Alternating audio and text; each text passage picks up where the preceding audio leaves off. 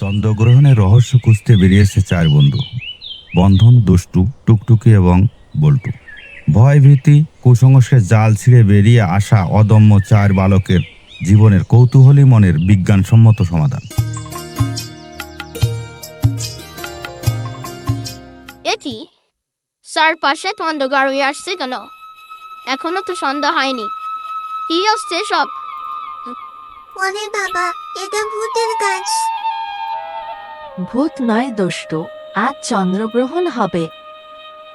মানে চন্দ্রগ্রহণ না বলি সাথী অসুস্থ হয়ে যায়।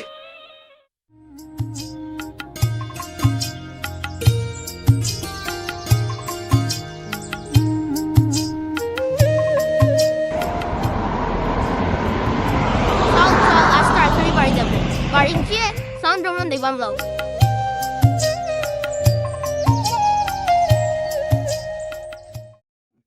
হ্যাঁ, দুষ্টু টুকটুকি দাঁড়া তোরা।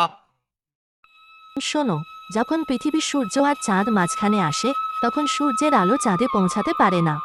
তখন চাঁদ ঢেকে যায় এবং একেই চন্দ্রগ্রহণ বলে। বাহ, মানে পৃথিবী লোকশ্রী ফেলতে সাদের সঙ্গে। বাহ,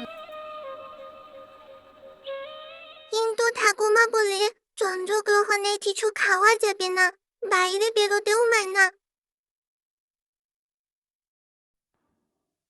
এগুলো কুসংস্কার। বিজ্ঞানীরা বলেন চন্দ্রগ্রহণ একেবারেই প্রাকৃতিক ঘটনা। বাহ, দারুণ তো। তাহলে আমরা আজকে আকাশে লাইভ শো দেখব।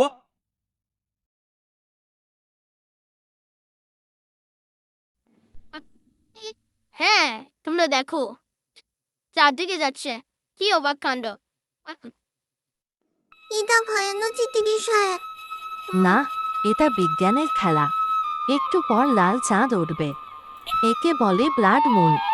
বাহ বাহ বাহ, মনে হচ্ছে আকাশে লাল প্রদীপ জ্বলছে।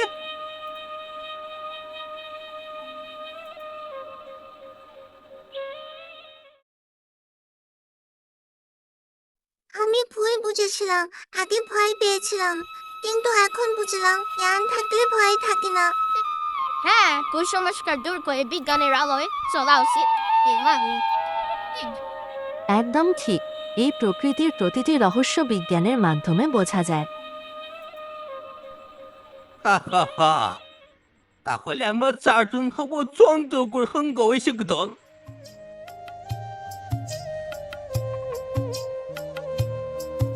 আজ আমরা শিখলাম চন্দ্রগ্রহণ ভয় পাওয়ার বিষয় না।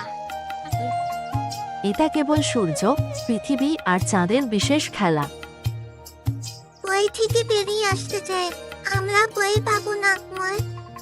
আর হ্যাঁ, চাঁদকে বই নাই, চাঁদের আলোতে আমরা আলোকিত হই।